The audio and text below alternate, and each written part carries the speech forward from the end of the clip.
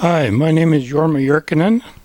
I'm a biologist who has been studying carcinogens, mutagens, and pesticides and toxins for many years, and I started to look at antibiotics and what they might have done to mitochondria, because I became aware of a problem when I looked at some of the work of Jyrkkanen. So let me take you on a little trip here.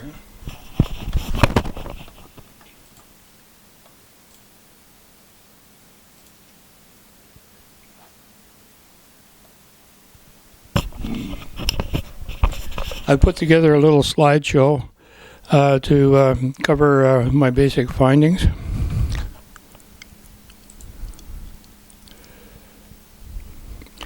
Jyrkkanen found out that if you gave 3 different antibiotics to mice over a period of 2 weeks and 16 weeks, there was a change in reactive oxygen. It increased, lipid peroxide increased, and glutathione decreased. Well, this is a problem because reactive oxygen and lipid peroxide in abundance become very toxic and mutagenic and carcinogenic. And the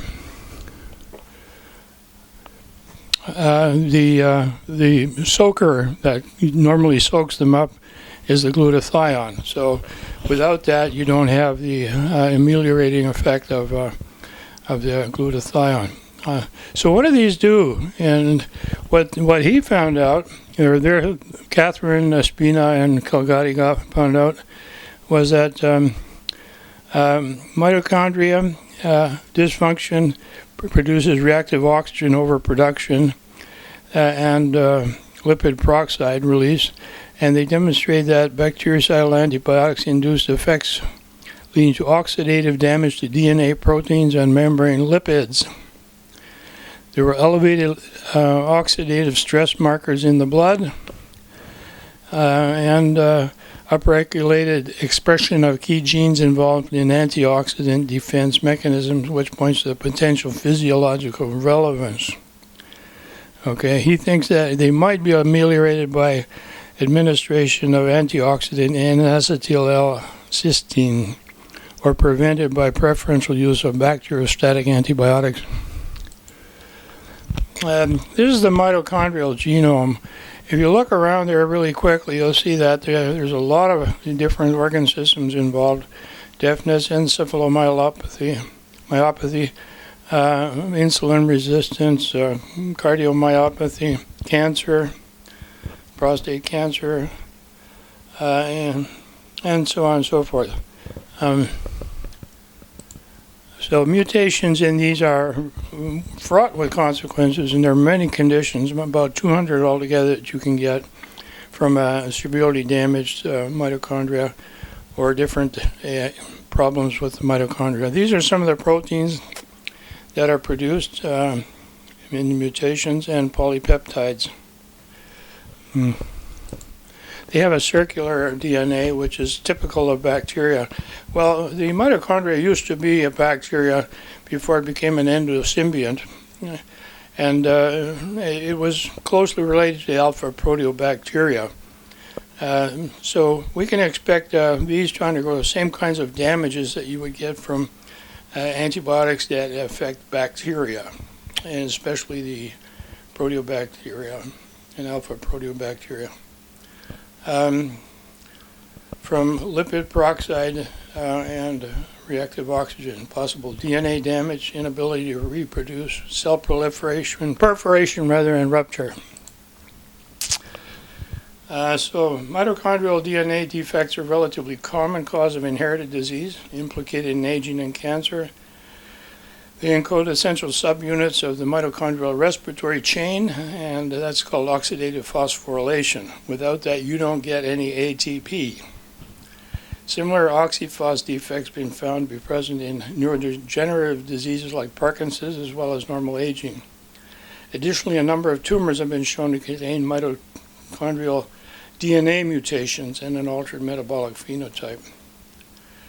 Mitochondrial DNA diseases, focusing on adult neurological disease as well as the role of mitochondrial DNA mutations in neurodegenerative disease, aging, and cancer. Do antibiotics have these effects? Induce mitochondrial malfunction, damage or rupture, prevent mitochondria from faithful reproduction, cause mutations in genetic material damage, interfere with tumor suppressor genes, create microbiome dysbiosis, that's an upset intestinal microflora, harm the immune system, increase Warburg effect favoring cancer cells, statistically significant associations. Well, I looked at all of those things. This is the mode of action of these antibiotics of the various classes. Quinolones, they inhibit bacterial DNA synthesis and rapid cell death, expected to do collateral damage to mitochondria in the human microbiome. This group is expectation to obstruct mitochondrial replication. Aminoglycosides make holes in the outer wall of bacteria, suggesting mitochondria and microbiome members might be at risk of similar damage. Beta-lactams inhibit cell wall synthesis, and by inference we could assume that would be similar in damage to other microorganisms living in our bodies, including possibly the mitochondria. The tetracyclines are nasty because they specifically target the rickettsias, relative of the mitochondria. So it inhibits steps in the protein biosynthesis, and we might expect that to happen in mitochondria and microbiota. Aneuploidy is another biomarker of cancer. Clastogens are drugs or antibiotics and things that cause aneuploidy. They decrease cell division rate, break chromosomes, chromosome deficiency, deletions, rearrangements, change in chromosome numbers, aberrations, sister chromatic exchanges, micronuclei, and these all predict cancer risk. Chromosome aberrations in peripheral blood lymphocytes are a good marker for cancer risk.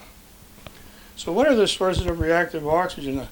I was interested in the exogenous ones mostly, foods, drugs, pollutants, antibiotics, and toxins, because they would increase the reactive oxygen. And I was interested in synergy as well. What happens when you have different chemicals together, working together in a pollution environment in our bodies? And we have lots of them. I looked at that as well. Imfriend and Trailer found young ducks exposed to PCBs were more vulnerable to hepatitis virus. Crocker found mice given mixtures of pesticides, DDT and phenyltrethione, injected with sublethal encephalomyocarditis virus, that normally doesn't lead to much mortality, had a greatly increased incidence of mortality. So here it is, they interact together to make mortality worse and more susceptible to viral pathogens. Immune knockdown.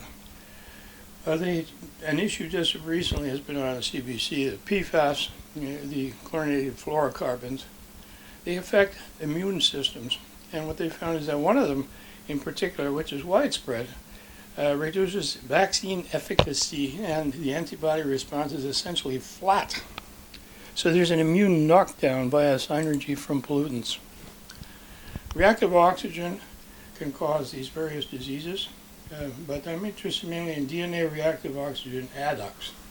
These are the ones that can cause the mutations that lead to cancer. And DNA damage can also trigger P53 changes, and it can mutate the P53 tumor suppressor gene. We also find KRAS, APC, BRAF, all linked to CRCs mutated. And determine reactive oxygen test by assay of 8-oxo-DG. These are the various alterations in colorectal cancer, and we find that some of these can be accounted for by reactive oxygen. There are several pathways to colorectal cancer. Reactive oxygen can make some of these mutations. Bacteria can also contribute to carcinogenesis of colorectal cancer by inducing inflammation and suppressing host immunity. Sometimes this happens with this one called Fusobacterium nucleatum. It undergoes a qualitative change and starts to do this, and this can lead to inflammatory stimulation of cancers. and immune suppression. With immune suppression, of course, you can fight cancers as well. Cardiology and mitochondria. Mitochondrial dysfunction is associated with development of numerous cardiac diseases.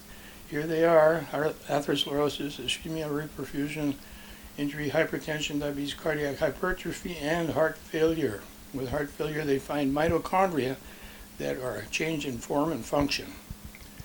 This is possibly due to the uncontrolled production of reactive oxygen species. Metabolism from large networks regulates mitochondria from large networks which regulate metabolism, form large networks which regulate metabolism. Optimal function is achieved through balance between mitochondrial fusion and mitochondrial fission, reproduction and breakdown. Moreover, mitochondrial function depends on quality control by a process of mitophagy. If they're not successfully broken down, they will accumulate and problems will ensue.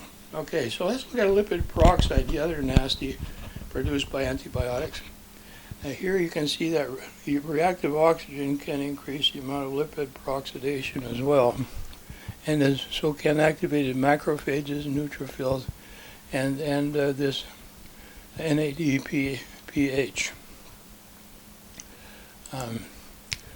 Other causes of lipid peroxide increase, you can take analgesics like aspirin, NSAIDs, naproxen, indomethacin, diclofenac.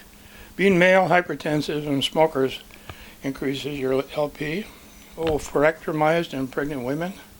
Those suffering eclampsia and preeclampsia, high blood pressure during pregnancy. Ochratoxin and mycotoxin in cereal. So these all will increase lipid peroxide. Make sure you know or have a good suspicion about which is the cause. So here's an example of a lipid peroxide cancer. Red meat and processed meat. You can see over here the 4-hydroxy-2-nonanol produces an adduct, ethanol DNA adducts. And these attach to the DNA for mutations, and there's also a melanodialdehyde, MDA, that does the same.